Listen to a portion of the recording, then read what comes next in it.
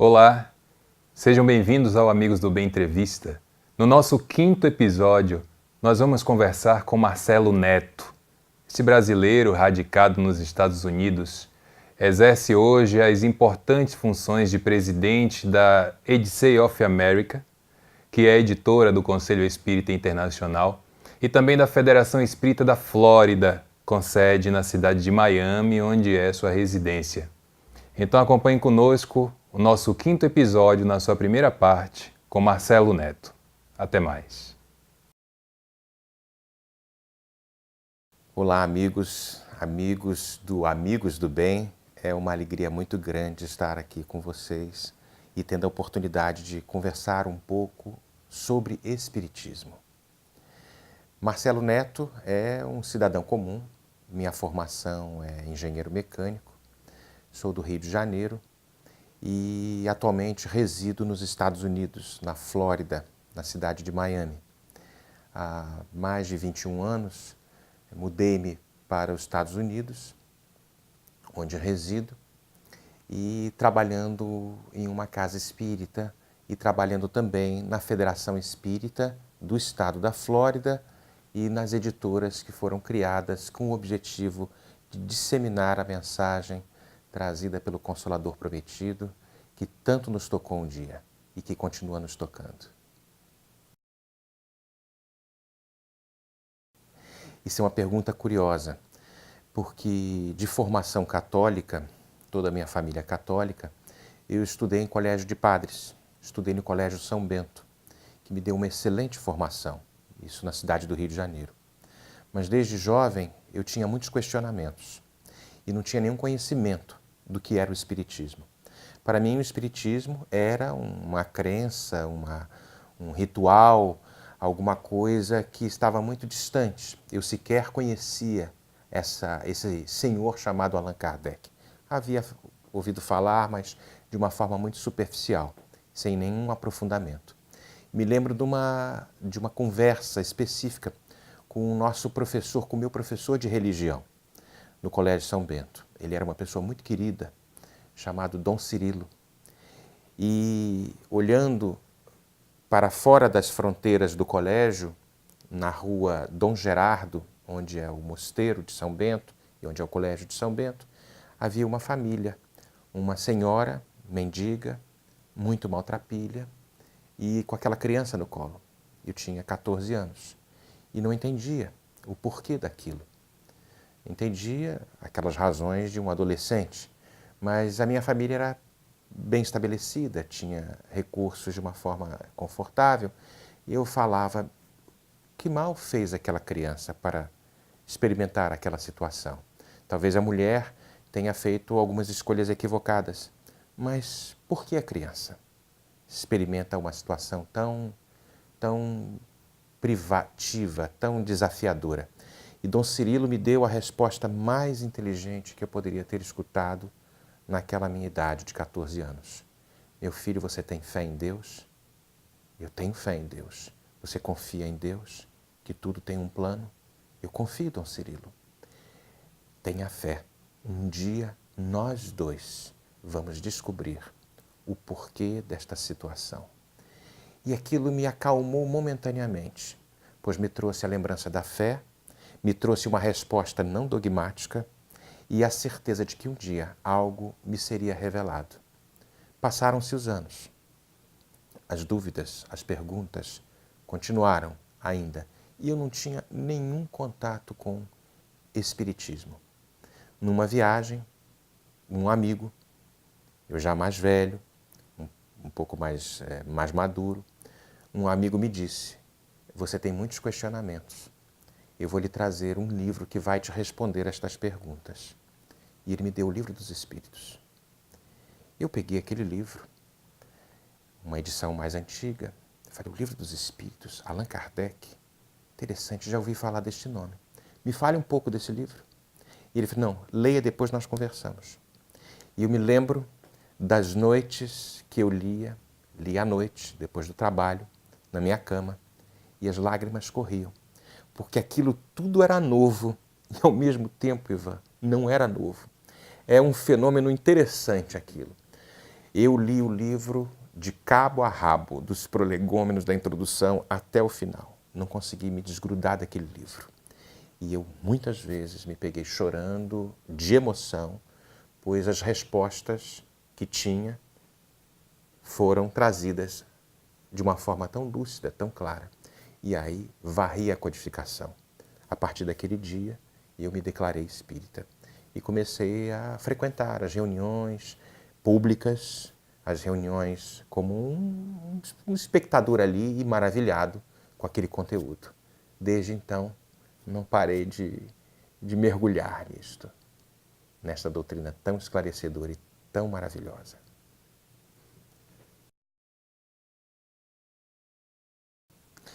Isto aconteceu em Miami. Eu já residindo lá, já de certa forma engajado em alguns trabalhos menores, como um voluntário numa casa espírita, percebi num dos cartazes de que Divaldo estaria em Miami para proferir uma palestra. E eu fui. Divaldo era como se fosse, não, você precisa ver este homem falar. E fui. Como as multidões todas foram. Quando acabei de escutar aquele homem, eu estava magnetizado, completamente magnetizado pela capacidade de oratória, de síntese das questões históricas e dos links que ele fazia com o momento circunstancial, com o momento atual, com o momento passado e a proposta do Espiritismo como libertadora. Terminada aquela fala, que todos o aplaudimos, o ovacionamos de pé, a fila tradicional para a assinatura dos livros. E eu na fila olhava para Divaldo, meio de longe, meio que pedindo assim um olhar, um sorriso. Quando chego na frente dele, dei o livro, a mão tremia um pouco, né, de emoção, e ele vai, me dá e estende a mão para mim. E olha para mim nos meus olhos. Assim, muito prazer. Aí eu falei assim, muito prazer, Divaldo. A partir dali, naquele simples cumprimentar, naqueles, como vai, tudo bem? Mas ele me olhou de uma forma, como todos nós achamos que ele olha de uma forma diferente. Pode ser uma fantasia da nossa cabeça, ou pode ser que ele esteja percebendo algo. Na minha jovialidade, imaginei que fosse alguma coisa diferente, mas não passou dali. E passei a segui-lo nas palestras, nos eventos, quando ele estava em Miami. Depois, mais tarde, entrando já nos trabalhos federativos, como na parte da diretoria e depois na presidência da Federação da Flórida, o contato foi muito mais acirrado. E não há como negar, é transformador, mudou minha vida. Porque eu escrevi para Divaldo uma vez falando, quem te escutou se encantou, quem te conheceu se enamorou. Mas quem te conhece minimamente como eu tive a oportunidade de te conhecer e tantos outros amigos te conhecem na intimidade de todos os ensinamentos que você nos traz, nunca mais é o mesmo. Porque nós passamos a fazer um paralelo de situações que temos, dos desafios que Divaldo teve e algumas correlações conosco e encontramos força, coragem para seguir em frente, tentando domar este homem velho que ainda existe, está tão enraizado dentro de cada um de nós, mas particularmente dentro de mim. Boa pergunta. Acho que quem em terra de céu, quem tem um olho é rei, porque eu não me via com nenhum tipo de qualificação. E isso é verdade, não é nenhuma falsa humildade. Apenas uma vontade muito grande de servir, como muitos outros que estão lá, muito mais capacitados, têm também esta vontade. O movimento espírita, particularmente no estado da Flórida, ele foi iniciado por hispânicos, por cubanos, por colombianos, que se apaixonaram por esta doutrina. Licenciado Guerreiro Valle, Armando Payás, Benjamin Rodrigues, mais tarde, colombiano, e iniciaram estes primeiros trabalhos, conheceram Divaldo, travaram um contato muito, muito próximo de Divaldo, e aquilo foi crescendo de uma certa forma. Os brasileiros entraram depois. e nos infiltramos no bom sentido. E o movimento cresceu de uma forma bem considerável. Ainda é extremamente pequeno se comparado ao Brasil. Nós somos ainda incipientes. A Federação da Flórida ela foi fundada no dia 18 de abril de 1987, uma data bem sugestiva, pelo Benjamin Rodrigues, que é um colombiano. E aí, meu amigo, as reuniões, muitos presidentes, nós nos filiamos à Federação da Flórida, éramos diretores de uma casa espírita que tinha sido recém-criada. Alguns anos depois fizemos uma carta de filiação à Federação Espírita da Flórida, onde isso foi apreciado e passamos a fazer parte do movimento federativo.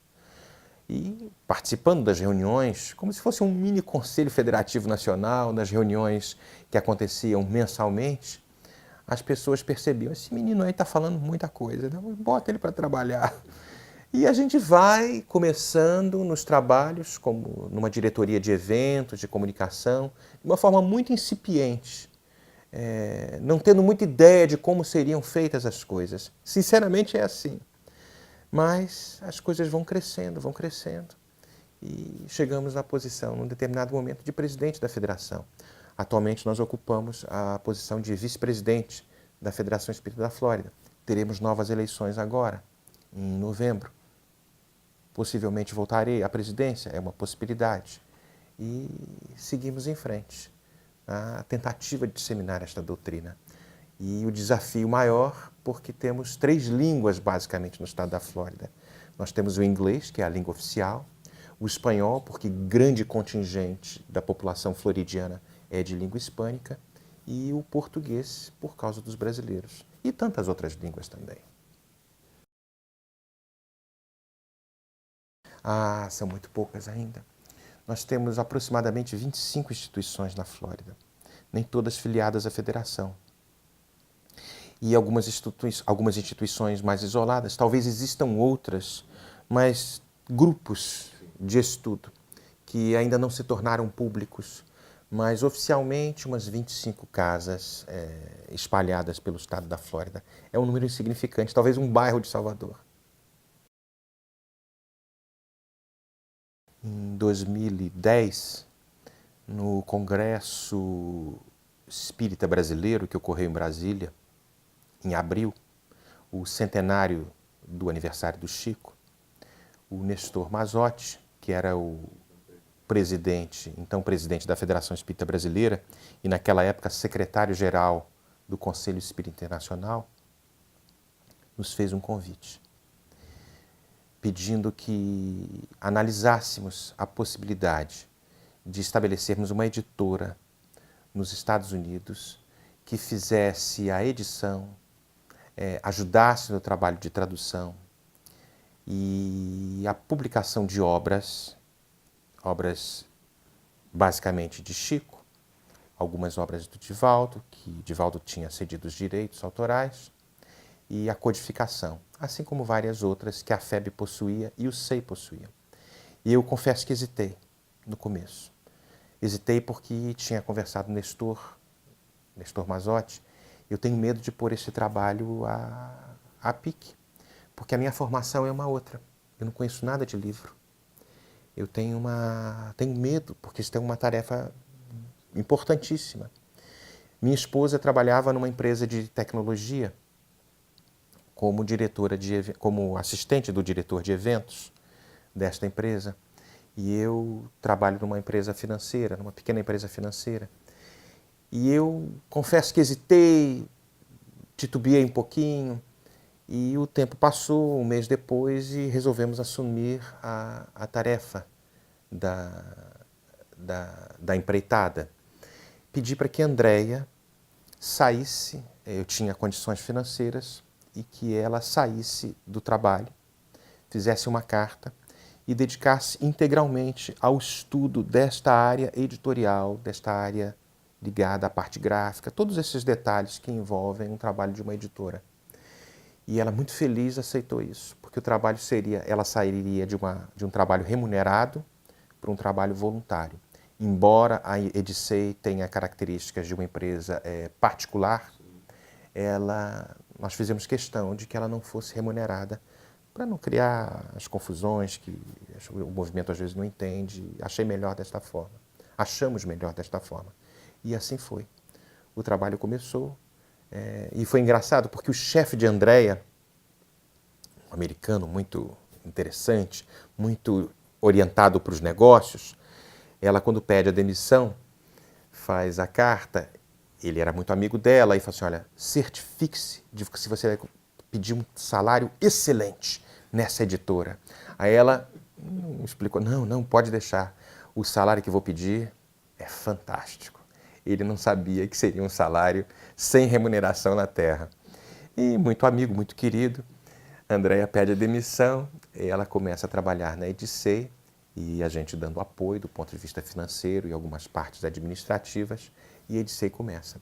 Rapidamente, assinamos contrato com a Apple, com a Google, com a Amazon. Hoje é uma coisa simples, muitas editoras podem fazer isso, não existe nenhum tipo de novidade, mas naquela época era uma novidade.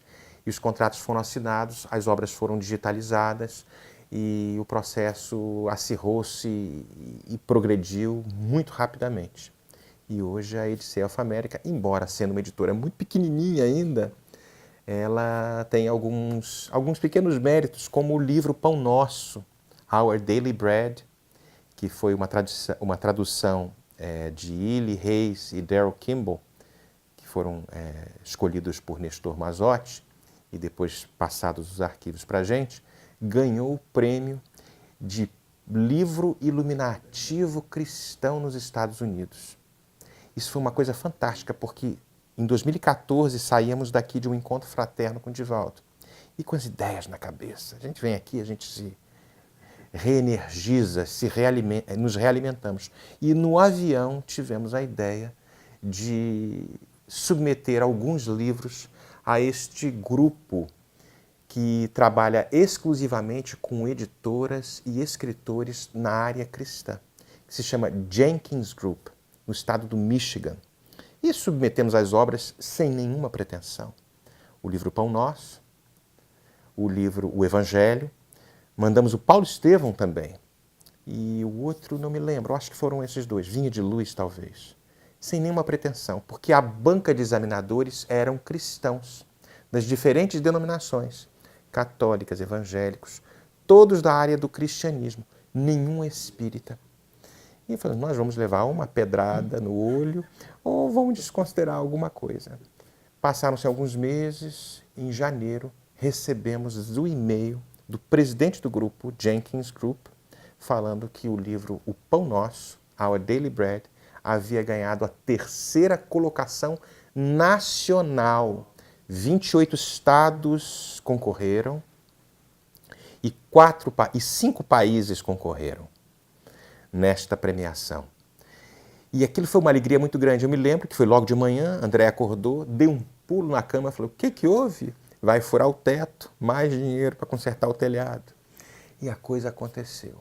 Foi uma repercussão muito grande, ficamos muito felizes com isso, porque o livro espírito passava a ter uma penetração no mercado literário norte-americano, de âmbito cristão, como nós jamais imaginávamos. Interessante essas coisas, né? E uma brincadeira, me permita, o Chico ficou em 3º lugar. E aí nós brincávamos que o Chico é tão humilde que não quis ganhar a 1ª posição, se contentou com a medalha de bronze. Encerramos então a primeira parte da entrevista com Marcelo Neto. Em breve, a segunda parte estará disponível para desfrutarmos. Até lá!